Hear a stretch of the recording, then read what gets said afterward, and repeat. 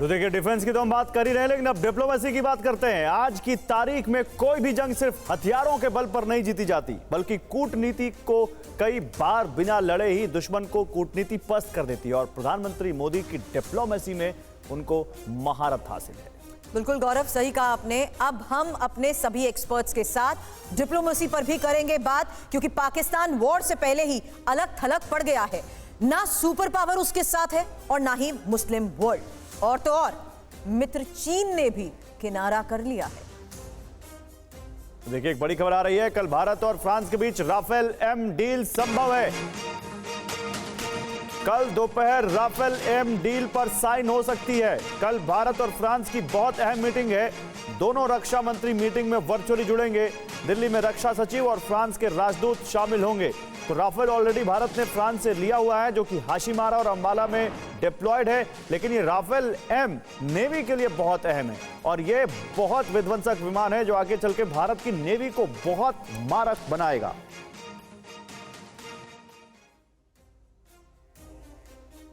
और पहलगाम हमले के बाद देश गुस्से से उबल रहा है, लेकिन भरोसा है उस नेतृत्व पर जो कहने से ज्यादा करने में यकीन रखता है।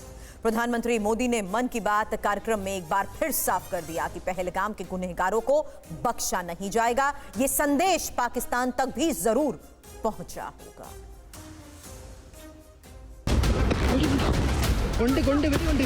पहलगाम हमले के बाद से ही प्रधानमंत्री मोदी एक्शन में हैं और पाकिस्तान में बैठे आतंक के आका टेंशन में। वो जानते हैं पीएम मोदी ने अगर कुछ कह दिया तो वो करके रहते हैं। आज मन की बात कार्यक्रम में प्रधानमंत्री ने एक बार फिर इस हमले के गुनहगारों को लेकर एक कड़ा संदेश दिया, जो पाकिस्तान में बैठे आतंकियों तक भी जरूर पहुंचा होगा। मैं पीड़ित परिवारों को फिर भरोसा देता हूं, उन्हें न्याय मिलेगा, न्याय मिलकर रहेगा। इस हमले के दोषियों और साजिश रचने वालों को कठोरतम जवाब दिया जाएगा। ये वो शब्द हैं जो सरहद के उस पार बैठे आतंक के सरगनाओं के कलेजे पर सांप की तरह लौट रहे होंगे। उन आतंकियों के डर की एक वजह पीएम मोदी का वो संकल्प भी है जो उन्होंने 24 अप्रैल को बिहार के मधुबनी में लिया था। वहां एक कार्यक्रम के दौरान प्रधानमंत्री ने पहलगाम के गुनहगारों को कल्पना से भी बड़ी सजा देने की चेतावनी दी थी। पीएम के उस संकल्प के बाद इंडियन आर्मी एक्शन में है। जिन्होंने ये हमला किया है, उन आतंकियों को और इस हमले की साजिश रचने वालों को उनकी कल्पना से भी बड़ी सजा मिलेगी। पाकिस्तान जानता है भारत जब वार करता है तो ना तारीख देखता है ना वक्त।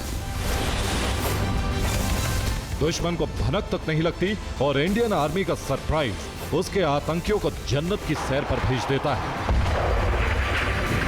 Bureau report, TV9 Bharatvarsh.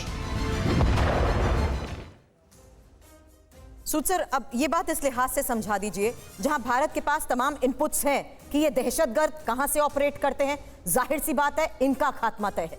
बिल्कुल, देखिए खात्मा तय है। आतंकवादी जितने हैं इनका तो खात्मा तय है, जितने इनके जो आपके लॉन्च पैड्स हैं उनका भी खात्मा तय हो जाएगा। लेकिन मेन बात है कि पाकिस्तान का आतंकी कौन है।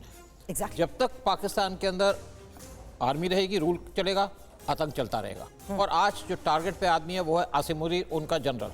और वैसे भी यूएस के सीनियर ऑफिसर्स ने कुछ कहा है कि ये जो आसिम मुनीर है इसके ऊपर केस चलना चाहिए, इसको अरेस्ट करना चाहिए। देखिए बेसिकली क्या है कि इस टाइम पे पाकिस्तान की आर्मी की कमर तोड़नी पड़ेगी। बाकी ये दोबारा नोट है, ये सांप दोबारा नोट है, और इसके लिए इंडिया ने पूरी तैयारी कर रखी है। और जैसे पाकिस्तान चाहता है कि लिमिटेड वार हो, मैं नहीं सोचता कि इंडिया लिमिटेड वार करेगा। इंडिया तब तक वार करेगा जब तक पाकिस्तान की आर्मी की कमर ना टूट जाए। और यहाँ पे जितने भी बहुत से पाकिस्तानी हैं जो चाहते हैं उनकी आर्मी का रूल खत्म हो जाए, जो इमरान खान के सपोर्टर हैं वो भी चाहते हैं, बलूचिस्तान भी ये चाहता है, इवन TTP चाहता है। और तालिबान के साथ कुछ एग्रीमेंट किया था, लेकिन तालिबान ने कहा हम तो TTP को नहीं रोकेंगे। तो पाकिस्तान की आर्मी का अंत तो तय है, लेकिन इसके ऊपर इंडिया को प्रॉपर तरीके से काम करना पड़ेगा, और इंडिया काम कर रहा है। इंडिया इस लड़ाई को बीच में नहीं छोड़ेगा, यानी कि जो भी कुछ आतंकवाद के खिलाफ एक्शन है वो किया जाएगा। और जैसे पहला एक्शन लिया इंडिया ने पाकिस्तान का पानी बंद करके, आप देखिएगा हफ्ते 2 हफ्ते के अंदर कि पाकिस्तान कैसे तिलमिलाएगा, कैसे ये मछली बगैर जल के भागती रहेगी। नहीं, मुझे जिसका जिक्र आपने किया है, मुझे जनरल चतुर्वेदी आपसे ये सवाल पूछना है। भारत ने देखिए जो सिंधु नदी का जो पानी जो कहा है कि सिंधु की जो इंडस वाटर ट्रीटी है उसको हम रोक रहे हैं, और वो कह रहे हैं कि ये तो युद्ध होगा इससे, या तो हम सिंधु का दरिया का पानी बहेगा या उनका खून बहेगा। वो जो गीदड़ भभकिया दे रहे हैं, कहाँ हिट कर रहा है ये पाकिस्तान को, किस कतरा से हिट कर रहा है जो वो इतना बिलबिला रहा है? देखिए, जब भी चाहेंगे फ्लड ला देंगे। मैं जनरल चतुर्वेदी से पूछ रहा हूँ। गौरव, जो इंडस वाटर ट्रीटी 1960 में की गई थी वो बेसिकली इसीलिए की गई थी कि पाकिस्तान के पास पानी की कमी है और उनको उनका मिनिमम जब लीन सीजन है उस वक्त भी हमने प्रॉमिस करना था। तो तकरीबन जो वेस्टर्न रिवर्स हैं उसका तकरीबन 90% वाटर पाकिस्तान यूज करता है, हम ईस्टर्न रिवर्स के 80% के करीब वाटर को यूज करते हैं। और चिनाब। जी। तो ये जो पानी है वो बेसिकली पंजाब के लिए, पंजाब में अगर पानी नहीं आएगा तो वो डेजर्ट बन जाएगा अगले 10 साल में। पाकिस्तान का पंजाब। और इसलिए सबसे ज्यादा उनको ये हर्ट कर रहा है। और जो बिलावल भुट्टो ने बोला वो तो टोटल मैं समझता हूँ कि एक बचकाना हरकत है एक पार्टी के अध्यक्ष होते हुए इस तरह की भाषा और ना इस तरह का बयान दे सकते सर। थे। वो मतलब केवल वही क्या, उनसे बड़ी बड़ी उम्र के लोग वो जो सरकार में बैठे उन्हीं के बयान देख लीजिए, वो किस तरह के बयान दे रहे हैं। वो कह रहे हैं 130 परमाणु बम है हमारे पास, वो कह रहे हैं कि यहाँ पर देखिए हम यहाँ परमाणु बम मार देंगे, वहाँ परमाणु बम मार देंगे। परमाणु बम तो at a drop of a hat वो कहते हैं। कारगिल में भी कुछ नहीं हुआ, उस वक्त वो परमाणु शक्ति थे। और आज भी मैं नहीं समझता कि आधे से ज्यादा लोगों को उनके न्यूक्लियर बटन कैसे दबाया जाता है उसके बारे में भी पता भी होगा।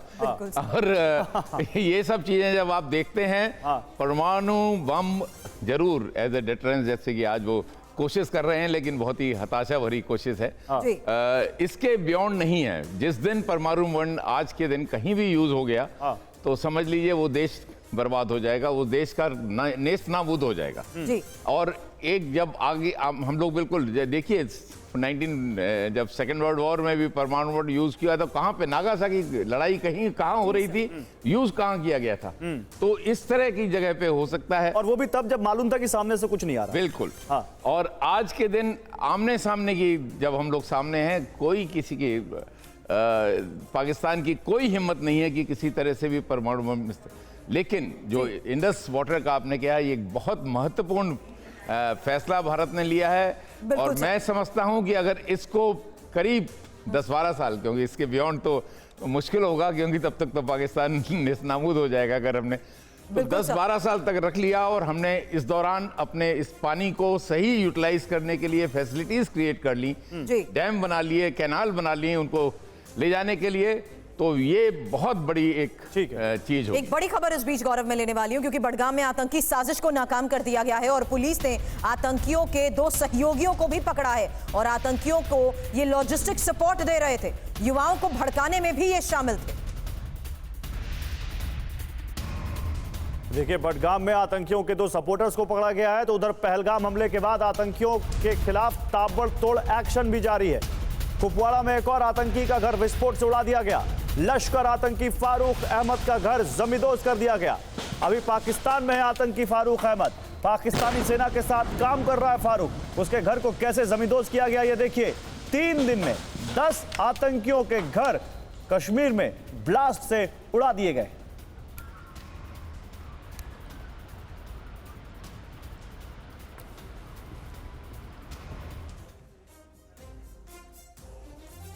और आपको यह भी बता देते हैं कि वो कौन से आतंकी हैं जिनके घरों को सेना ने मिट्टी में मिला दिया है, क्योंकि घाटी में सेना के एक्शन को लेकर यह बड़ी खबर है, जहां त्राल में आतंकी आसिफ शेख, जो कि लश्कर-ए-तैयबा का एक्टिव आतंकी है, बिजबेहड़ा आदिल ठोकेर, जो कि 2018 में पाकिस्तान गया और लश्कर-ए-तैयबा से इसने ट्रेनिंग ली, उसके घर को भी उड़ा दिया गया है। मुरान एहसान उल हक, जैश ए मोहम्मद का एक्टिव आतंकी, जो कि 2018 में पाकिस्तान में आतंकी ट्रेनिंग ले चुका है। एक और इंपॉर्टेंट लोकेशन है और वो है काचीपुरा।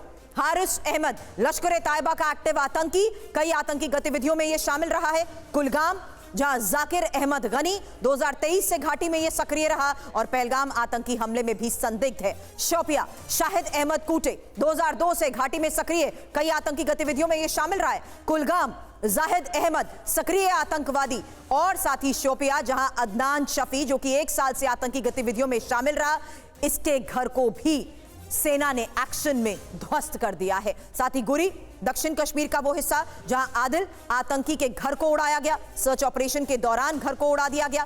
पहलगाम हमले में यह शख्स भी शामिल था। तो सेना के एक्शन को लेकर गौरव यह साफ हो गया कि कैसे आतंकियों पर चुन चुन कर वार हो रहा है। बिल्कुल, और पहलगाम के काराना आतंकी हमले के बाद शहबाज मुनीर की सांसें फूल रही हैं, क्योंकि इस बार भारत पाकिस्तान को छोड़ने के मूड में नहीं है। लेकिन इसी बीच बिना हथियार उठाए भारत ने पाकिस्तान को ऐसी गहरी चोट दी है जिसके जख्म से पाकिस्तान तिलमिला उठा है।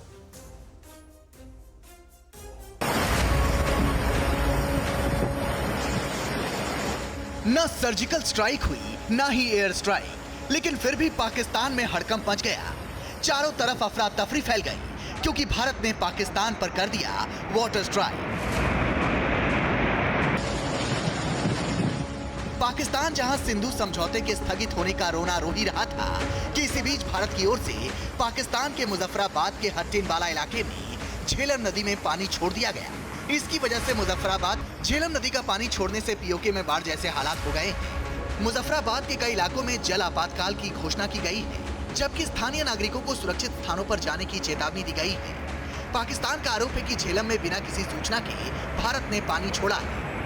झेलम नदी से पानी छोड़े जाने से पाकिस्तान में दहशत का माहौल है, तो वहीं दूसरी तरफ सिंधु जल समझौता स्थगित करने से पाकिस्तान बौखला गया है, क्योंकि भारत के इस फैसले से पाकिस्तान पर गंभीर असर हो सकते हैं।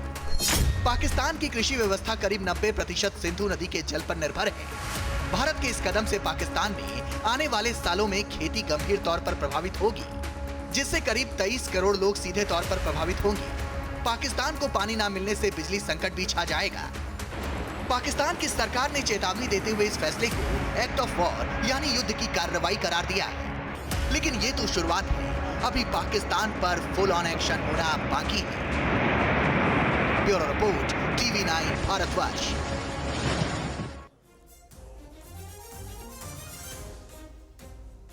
तो देखिए, यहां पर अभी हम बता रहे थे कि कैसे भारत ने पाकिस्तान को एक बड़ा झटका दिया, लेकिन एक बड़ी खबर और है। पहलगाम हमले के विरोध में प्रदर्शन, लंदन में पाक उच्चायोग के बाहर प्रदर्शन किया गया है। भारतीय समुदाय के लोगों का प्रदर्शन यहां पर, तो दुनिया भर में जो भारतीय हैं वो लगातार पाकिस्तान के खिलाफ अपना गुस्सा दिखा रहे हैं। लंदन में भी देखिए पाकिस्तान उच्चायोग के बाहर प्रदर्शन किया गया, और एक तस्वीर आई थी लंदन से पाकिस्तान के उच्चायोग से, यहां पर इनके सूद साहब, जिसमें पाकिस्तान के एक अधिकारी थे, वो जो बालकनी पे खड़े होकर कर रहे थे।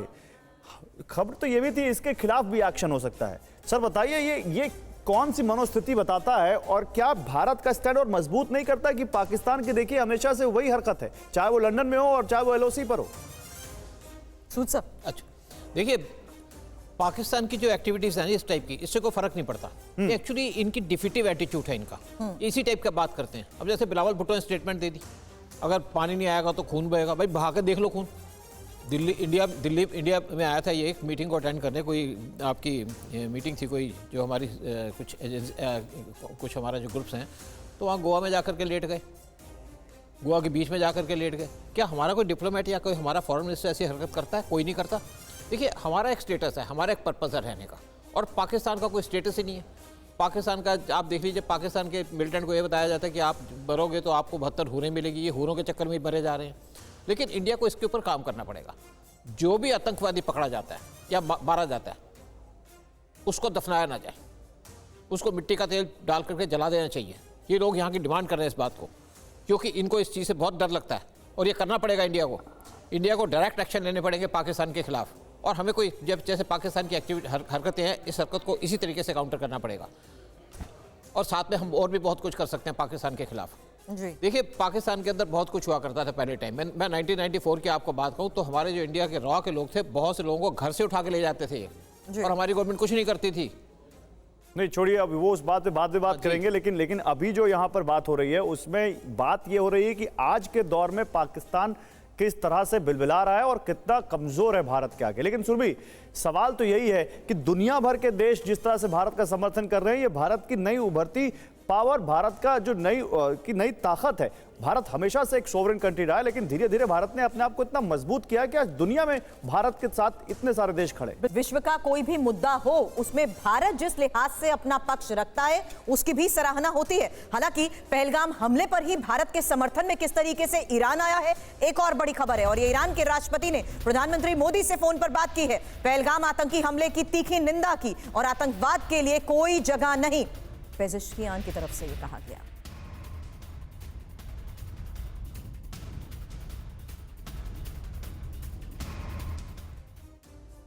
जिन मुस्लिम देशों पर भरोसा करके पाकिस्तान भारत से दुश्मनी मोल ले रहा है और न्यूक्लियर जंग की धमकी दे रहा है, उन्हीं मुस्लिम राष्ट्रों ने पहलगाम हमले के बाद पाकिस्तान से किनारा कर लिया है।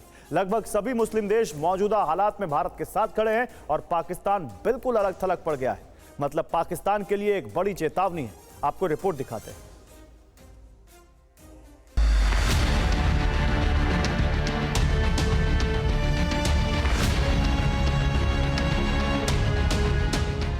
मुस्लिम वर्ल्ड भारत के साथ खड़ा है, पाकिस्तान दरकिनार पड़ा है।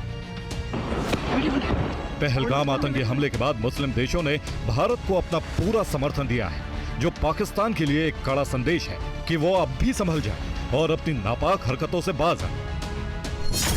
ईरान, यूएई, सऊदी अरब, मिस्र, इराक, जॉर्डन, कतर, इंडोनेशिया और अफगानिस्तान जैसे मुस्लिम देश पहलगाम हमले की कड़ी निंदा कर चुके हैं। कई देशों ने भारत को आतंक के खिलाफ उसके अभियान को समर्थन देने का भी ऐलान किया है। शनिवार को ईरान के राष्ट्रपति मसूद पेजेश्कियन ने भी पीएम मोदी से फोन पर बात की और पहलगाम हमले की कड़ी निंदा की। ईरान ने आतंकवाद का सामना करने के लिए क्षेत्रीय सहयोग पर भी जोर दिया। इसके अलावा यूएई के राष्ट्रपति मोहम्मद बिन जायद अल नहयान ने भी पीएम मोदी को फोन किया और पहलगाम आतंकी हमले की कड़ी निंदा की। यूएई तो पीओके को भारत का हिस्सा भी मानता है। उधर सऊदी अरब भी पहलगाम हमले के बाद भारत को सहयोग की बात कह चुका है। आपको याद दिला दें कि पहलगाम हमले के समय पीएम मोदी सऊदी अरब के ही दौरे पर गए थे। पिछले कुछ सालों में सऊदी अरब के साथ भारत की नजदीकी काफी बड़ी है और वो पाकिस्तान से किनारा करता जा रहा है। सऊदी अरब, यूएई, इंडोनेशिया और मिस्र जैसे मुस्लिम देश आतंकवाद के खिलाफ भारत के मौजूदा रुख को न केवल जायज मानते हैं, बल्कि इसे वैश्विक सुरक्षा के लिए भी जरूरी समझते हैं। अभी तक किसी भी देश ने पाकिस्तान को खुला समर्थन नहीं दिया है। जाहिर है, पहलगाम हमले के बाद मुस्लिम वर्ल्ड में और इंटरनेशनल मोर्चे पर पाकिस्तान बिल्कुल अकेला पड़ गया है। Bureau report, TV9 Bharatvarsh. Bahl sir, लेकिन और कितना एक्सपोज इंटरनेशनल मोर्चे पर पाकिस्तान को करना बाकी रह गया है, क्योंकि वो तो तमाम डॉजियर्स को भी पूरी तरीके से रूल आउट कर देता है। इस हकीकत को वो कब तक नकारता रहेगा, क्योंकि पूरी दुनिया ये एडमिट कर चुकी है कि जब आप आतंकवाद का नाम लेते हैं तो सिनोनिम बन चुका है पाकिस्तान।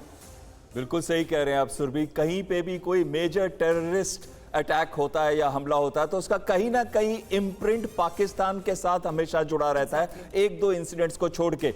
तो साथ में मैं ये भी कहूंगा, जो आपने बहुत महत्वपूर्ण अभी वीडियो दिखाया था, जिसके अंदर जितने भी मुस्लिम देश हैं, खासकर यूएई ने तो बहुत क्लियरली भारत का साथ दिया है और सऊदी अरेबिया में हमारे प्राइम मिनिस्टर वहां गए थे। और क्योंकि सऊदी अरेबिया में प्राइम मिनिस्टर थे जब ये हमला हुआ, तो कहीं ना कहीं सऊदी अरेबिया की लीडरशिप को बहुत बड़ा धक्का लगा होगा और उनको ये पसंद नहीं आया होगा। और तीसरी बात है, ईरान ने कहा है कि वो मध्यस्थता करेंगे। भारत के और ईरान के तो बहुत दोस्ताना रिलेशंस है और हम उनका एक टर्मिनल 10 साल के कॉन्ट्रैक्ट के अंदर डेवलप कर रहे हैं, चबार पोर्ट का। लेकिन वैसे ही दोस्ताना रिलेशन ईरान के पाकिस्तान के साथ नहीं है। अगर आपको याद हो, पिछले साल 16 जनवरी को हमला किया था ईरान ने, मिसाइल्स और हवाई हमला किया था एक ऐसी लोकेशन में बलूचिस्तान के अंदर जहां पे सुन्नी इस्लामिस्ट मिलिटेंट ऑर्गेनाइजेशन का एरिया था, कैंप था। और फिर उसके बाद पाकिस्तान ने रिटेलिएट किया। तो कहीं ना कहीं पाकिस्तान इस समय पूरे इस्लामिक वर्ल्ड के अंदर भी अलग थलग पड़ रहा है। यह नहीं है कि सबको नहीं पता कि फुटप्रिंट जो वर्ल्ड का टेररिज्म का है वो पाकिस्तान से शुरू होता है, सबको पता है। लेकिन क्योंकि यह भारत के साथ हुआ है, हमारे अस्तित्व पे अटैक हुआ है, इसका जवाब भी भारत को ही देना पड़ेगा। और अभी तो हमने डिप्लोमेटिक एक्शन लिया, अभी हमने बहुत बड़ा एक्शन लिया है। इंडस वाटर ट्रीटी का 25% जीडीपी पाकिस्तान का डिपेंड करता है इंडस वाटर ट्रीटी पे, चाहे वो नेविगेशन है, एग्रीकल्चर है या फिर पावर जनरेशन है। लेकिन बहुत बड़ी चीज है कि काइनेटिक एक्शन जरूरी है। हमें जो सेंटर ऑफ ग्रेविटी है वो पाकिस्तान लीडरशिप है, और उस पे कहीं ना कहीं हमें दबाव डालने की बहुत एक कमोडोर एस बहला, देखिए डिप्लोमेटिक हम बात कर ही रहे हैं कि किस तरह से एक्शन हो रहा है और किस तरह से भारत को सपोर्ट मिल रहा है, बिकॉज लेकिन आप क्योंकि एयरफोर्स को अच्छे से समझते हैं, पाकिस्तान की वायुसेना भारत की वायुसेना के आगे कहां टिकती है अगर मैं आपसे पूछूं तो? देखिए गौरव, पाकिस्तान की वायुसेना भारत की वायुसेना के इस समय कहीं पे भी नहीं आती है। हमारे पास 30 स्क्वाड्रन है, उनके पास 20 स्क्वाड्रन, 1.5 गुना तो हमारी क्वांटिटेटिव स्ट्रेंथ है, लेकिन जो हमारी क्वालिटेटिव स्ट्रेंथ है वो पाकिस्तान बीट नहीं कर सकता। हमारे पास इस समय 4.5 जनरेशन रफाल फाइटर है जो कि लो ऑब्जर्वेबल एयरक्राफ्ट है, लॉन्ग रेंज वेपन सिस्टम्स उसमें लगे हुए हैं और ऐसे घातक वेपन सिस्टम लगे हैं कि भारत के अंदर रहते हुए भी हम इजीली कोई भी टारगेट पाकिस्तान के अंदर उसको अटैक कर सकते हैं। तो कहीं पे भी आतंकवादी छुपा हो, कहीं पे भी उनकी लीडरशिप छुपी हो, अगर हम चाहें तो भारत के अंदर रहते उनको अटैक कर सकते हैं। और आखिरी चीज आती है जो एक बहुत महत्वपूर्ण चीज आपने पहले कही थी और खासकर सुरभि ने हाईलाइट किया था, वो है जो सर्विसिबिलिटी एंड ऑनलाइन अवेलेबिलिटी है इन जहाजों की, वो बहुत ही पुअर है, और जो स्पेयर पार्ट सपोर्ट है वो भी बहुत पुअर है पाकिस्तान के। और कहीं पे भी हमला हुआ भारत और पाकिस्तान के बीच में, और आजकल जहां वायुसेना एक बहुत प्रोमिनेंट रोल लेती है इनिशियली, तो पाकिस्तान की वायुसेना बहुत ही डिसएडवांटेजेस पोजीशन में रहेगी। सही बात आप कह रहे हैं सर, लेकिन विक्रमजीत सर आपसे भी आगे मैं बात करूं उससे पहले एक बड़ी खबर का भी मैं रुख कर रही हूं, क्योंकि यहां जिस तरीके से हालात अभी नजर आ रहे हैं, ये आपको हम बताते हैं कि वो कौन से ऐसे अभी तक बयान सामने आए हैं जिससे पाकिस्तान की बौखलाहट साफ तौर पर नजर आई है, और पाकिस्तानी सेना पर क्या लेटेस्ट अपडेट है ये जानना भी जरूरी है, क्योंकि खौफ के साए में जिस तरीके से पाक सेना है उसके बारे में देखिए खबर है कि सीमा पर पाक फौज का जमावड़ा है और एलओसी पर 45,000 फौजी भी बढ़ाए गए हैं, और अलग अलग डिवीजन से एलओसी पर तैनाती का मतलब क्या है, क्योंकि आसिम मुनीर लगातार बैठक कर रहा है और वायुसेना और कमांडर्स से भी मुनीर की बैठक को लेकर खबर आई है। आपको बता दें हाई अलर्ट पर रहने के आदेश एयरपोर्ट पर भी दे दिए गए हैं, कॉम्बैट फाइटर यूनिट्स को भी तैयार किया गया है। अब इसी तैयारी को देखते हुए गौरव साफ संकेत मिल रहे हैं। बिल्कुल साफ संकेत मिल रहे हैं, और लेकिन इसी बीच संकेत कुछ दुनिया भर से भी आ रहे हैं। पहलगाम हमले के विरोध में दुनिया भर में प्रदर्शन हो रहा है। हमने अभी लंदन की बात की थी, अब पेरिस की बात दिखाते हैं आपको।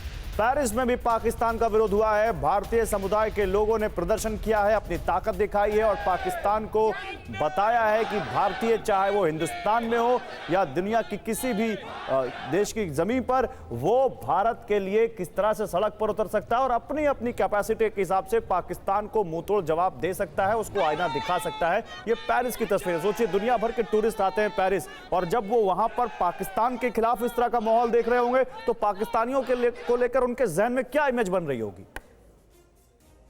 बिल्कुल, लेकिन अब इस पर चर्चा करने से पहले एक रिपोर्ट, क्योंकि पहलगाम आतंकी हमले के बाद पाकिस्तान के सबसे करीबी चीन ने भी उसका साथ छोड़ दिया है और पाकिस्तान मदद के लिए छटपटा रहा है, लेकिन चीन एकदम सन्नाटे में है। वजह हम आपको बताते हैं। जब कोई शातिर शिकारी जंगल में किसी बड़े खतरे की आहट को भांपता है तो खुद को झाड़ियों में छिपा लेता है। कुछ ऐसी ही हालत चीन की है। पहलगाम अटैक के बाद चीन ने अपने परम मित्र पाकिस्तान को अलग थलग कर दिया है, हालांकि उसकी अपनी कुछ मजबूरियां भी हैं। दरअसल 2020 के गलवान संघर्ष के बाद भारत और चीन के रिश्तों में कई उतार चढ़ाव आए, लेकिन अब दोनों देशों के रिश्तों में जमी बर्फ पिघलने लगी है। उधर कैलाश मानसरोवर यात्रा जैसे मुद्दों पर भी दोनों के बीच सकारात्मक बातचीत हुई है। ऐसे में चीन नहीं चाहेगा कि वो पाकिस्तान का समर्थन करके भारत से नए सिरे से भिड़ने का प्लान बनाए। चीन की चुप्पी की एक और वजह है। दरअसल अमेरिका के भारी भरकम टैरिफ की वजह से चीन की इकोनॉमी को तगड़ी चोट पहुंची है, और वो जानता है कि अगर इस स्थिति में चीन ने भारत से भिड़ने की गलती की तो ये टकराव उसकी अर्थव्यवस्था को तहस नहस कर सकता है। चीन आधिकारिक तौर पर पहलगाम हमले की निंदा कर चुका है और ये बात पाकिस्तान को बहुत बुरी तरह चुभ रही है। Bureau report, TV9 Bharatvarsh. अब ऐसे में चीन की ये नाराजगी भी किस तरीके से पाकिस्तान को विक्रमजीत सर मुश्किल में डाल सकती है, क्योंकि यहां चीन भी एडमिट कर चुका है और इस आतंकी हमले की निंदा भी कर चुका है। बिल्कुल सही सुरभि जी, मैंने आपको याद होगा पहले ही कहा था कि ये अटैक किया ही क्यों, ये अभी तक मेरे समझ से परे है। क्योंकि उन्होंने सोच के किया था कि शायद हम इससे ABCD एडवांटेज लेंगे, लेकिन अब वो देख रहे हैं कि उनके परम मित्र भी उनका साथ नहीं दे रहे हैं। अभी अमेरिका को तो छोड़िए आप, अभी चीन जिनके बलबूते पे वो कर रहे थे, जिनका इक्विपमेंट वो लेके सोच रहे थे हम कुछ करेंगे, उन्होंने सोचा कि भारत में हम कुछ खलबली करेंगे, शायद वहाँ पे कुछ इंस्टेबिलिटी लाएंगे, कुछ भी होता हुआ नहीं नज़र आ रहा जैसे उन्होंने शायद सोचा होगा।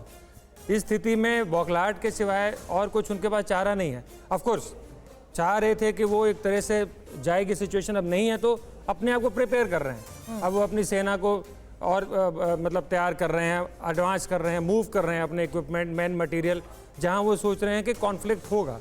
लेकिन तो ये तो एक स्वाभाविक सी बात है।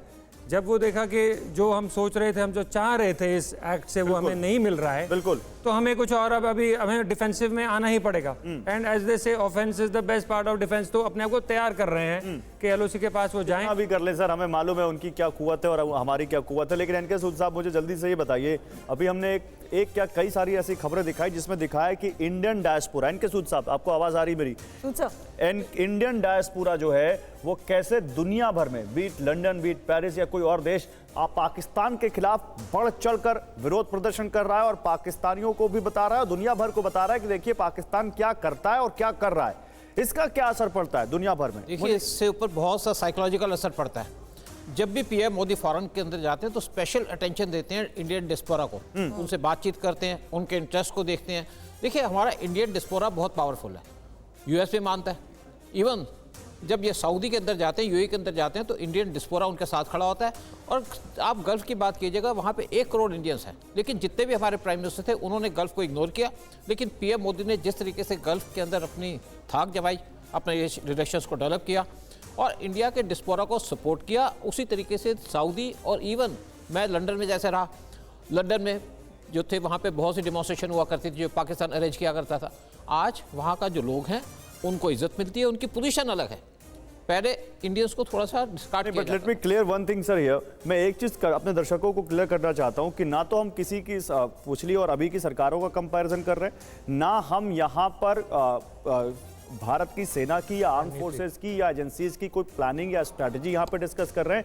हम जनरल परसेप्शन की बात कर रहे हैं और बात कर रहे हैं कि पाकिस्तान के अंदर या दुनिया भर में क्या हो रहा है। और जैसा कि एनके सूद साहब बड़े अच्छे से बता रहे हैं कि कैसे इंडियन डायस्पोरा का क्या यहाँ पर इस वक्त उनकी क्या वैल्यू है दुनिया भर में, कैसे कितनी मजबूती वो हासिल कर चुके हैं। क्यों सर? बिल्कुल, और ये उस लिहाज से भी गौरव कहना गलत नहीं होगा जहां आतंकवाद के खिलाफ भारत को एक बड़ा समर्थन मिल रहा है। और यही एक और खबर बता रही हूँ, क्योंकि आतंकवाद के खिलाफ भारत के साथ अमेरिका है और पहलगाम हमले पर भारत को पूरा समर्थन अमेरिका करेगा। FBI डायरेक्टर काश पटेल का यह बड़ा ऐलान, मुश्किल की घड़ी में भारत के साथ FBI। काश पटेल ने पीड़ितों के प्रति संवेदना भी जताई है। तो पहलगाम में हुए आतंकी हमले के बाद दुनिया भर के देश इस दुख की घड़ी में भारत के साथ खड़े हैं। आतंकवाद के खिलाफ भारत के कंधे से कंधा मिलाकर चलने की बात कह रहे हैं, जैसे लाहौर से लेकर इस्लामाबाद तक खौफ पस रहा है और वो दिख भी रहा है उनकी बातों में। आखिर कैसे बन रहा है पाकिस्तान के खिलाफ वैश्विक गठबंधन, अब आपको इस रिपोर्ट में दिखाते हैं।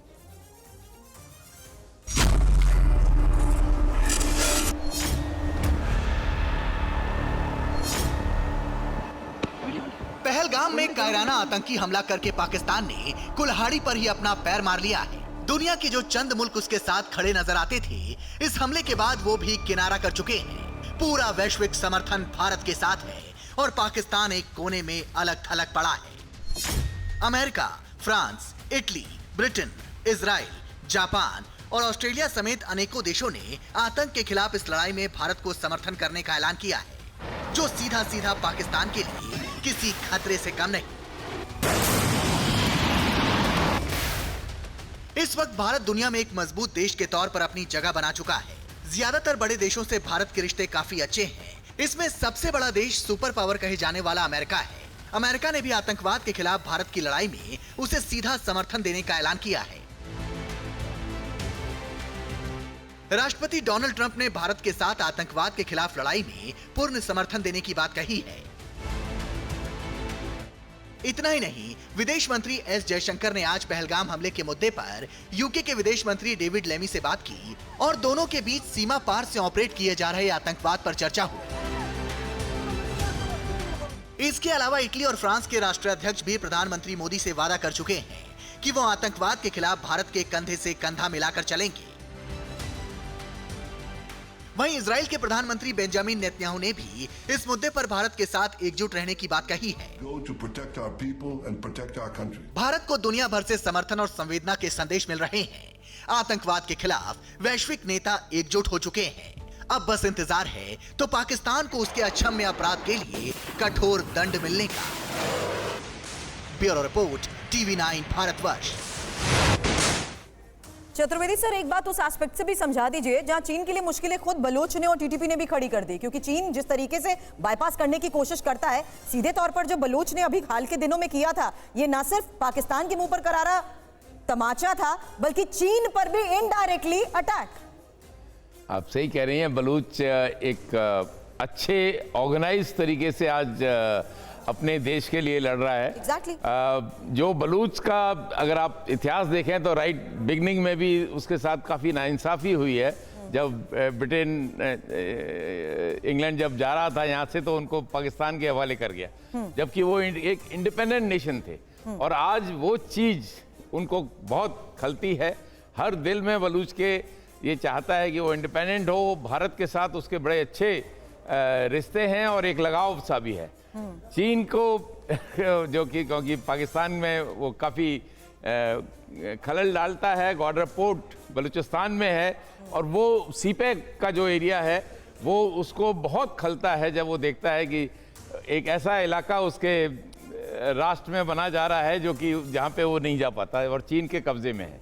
तो ये सब चीज़ें जब आप देखते हैं तो चीन को भी इसका धक्का लगा है।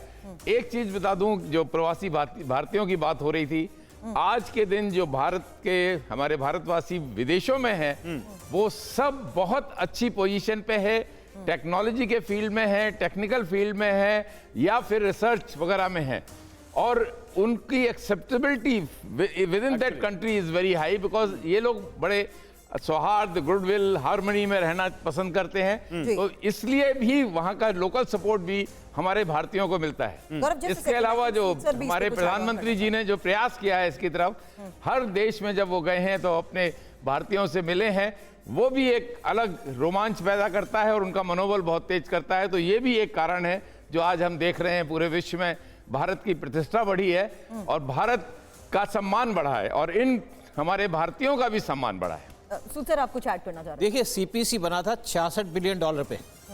चाइना ने यहाँ पे इन्वेस्टमेंट की, बहुत से प्रोजेक्ट लेके आए और उनका मेन पर्पस था गवादर पोर्ट पे कब्जा करना। अच्छा। ताकि उनका जो ऑयल की सप्लाई है वो गवादर पोर्ट से चीन के अंदर जा सके, क्योंकि चीन बाईपास करना चाहता था इंडियन ओशन को, जहाँ से 80% ट्रेड पास करती है और चीन को डर ये था कि इंडियन ओशन में आएगा और इंडिया कभी भी मलक्का स्ट्रेट को ब्लॉक कर सकता है। जब हमारा बॉर्डर पर स्टैंड ऑफ चल रहा था चीन के साथ 2020 में और हमारे 20 सोल्जर को मार दिया था उन्होंने धोखे से, तो उस टाइम इंडिया के 2 वारशिप गए मलक्का स्ट्रेट के पास। एडवांस वारशिप थे क्योंकि अंडमान निकोबार पे हमारी ट्राई सर्विस की वहाँ पे बेस है। तो चीन का एक स्पाई शिप इंडियन ओशन में था, तो चीन ने उससे कहा भाई आप फटाफट आ जाओ, नहीं तो आपको रोक देगा। तो चीन को डर लगता है इंडिया से और चीन, ये जो गवादर पोर्ट है यहाँ पे बहुत सी डेवलपमेंट होनी थी। इवन जो बलूची है उनको था कि यहाँ पे चीन आएगा, चलो इसको डेवलपमेंट की जाएगी तो हमारी भी डेवलपमेंट होगी। लेकिन चीन अपने वर्कर्स लेके आ गया, इवन पाकिस्तान के जो पंजाबी है उनको लेके आ गया, लेकिन बलूचियों को काम नहीं दिया। फिर इस पे उनके ट्रॉलर्स आते थे, बड़ी बड़ी ट्रॉलर्स आते थे, सारी मशीनें पकड़ जाते थे। तो इससे बलूचियों को प्रॉब्लम हुई। तो जी, आप अपनी बात पूरी कर लीजिए। तो उसके बाद चीन ये था कि भाई चलो यहाँ पे काम करेगा। चीन, आपको पता है पाकिस्तान का या चीन का क्या पर्पस है? बलूची लेडीज़ को उठा के ले जाते थे और पूरा का पूरा कॉलोनी बचाना चाहते थे बलूचिस्तान के अंदर, और बहुत सी लेडीज़ को पकड़ के या लड़कियों को पकड़ के चीन के अंदर ले गए, जो पाकिस्तान की आर्मी करती है। नहीं, और वो बर्बरता, वो बर्बरता, वो उनके ऊपर जो वो वहाँ पर कहर ढाते हैं, वो तो पूरी दुनिया को वो कहानियां मालूम है। और शायद बलोच तभी देखिए ना, पाकिस्तानियों से नफरत करते हैं, उससे ज्यादा चीनियों से नफरत करते हैं और चीनियों पर अटैक भी करते हैं। लेकिन अगली खबर बहुत अहम है।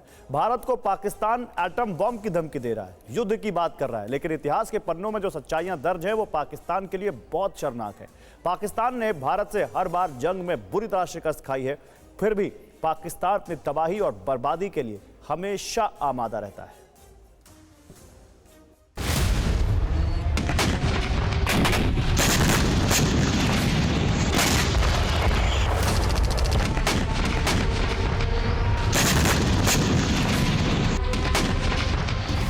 भारत और पाकिस्तान के बीच अब तक 4 बार जंग हो चुकी है।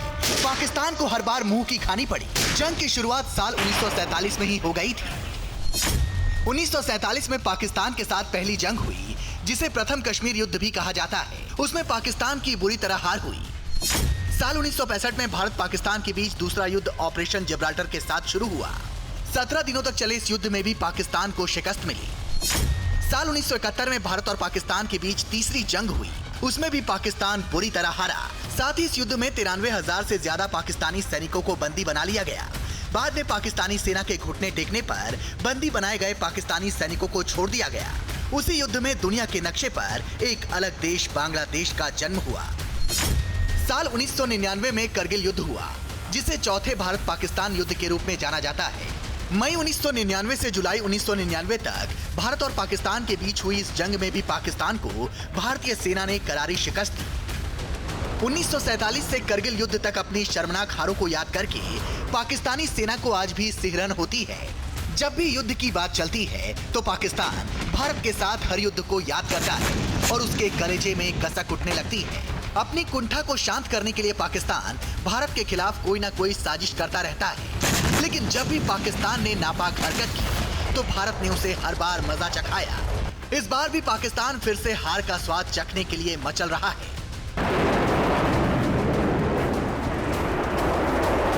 Bureau report, TV9 Bharatvarsh.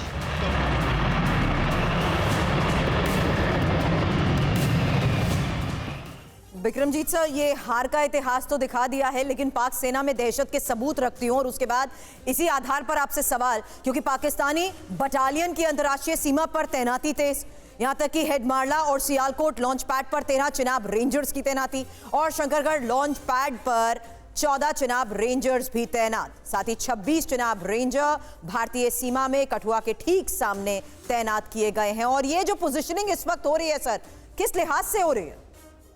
देखिए सुरभि जी, हमने अभी डिस्कस किया था कि जब सारे ऑप्शंस अभी ख़त्म नज़र होते आ रहे हैं पाकिस्तान को, तो एक ऑप्शन तो है ही कि अपनी जो भी सिचुएशन है उसको और फोर्टिफाई किया जाए।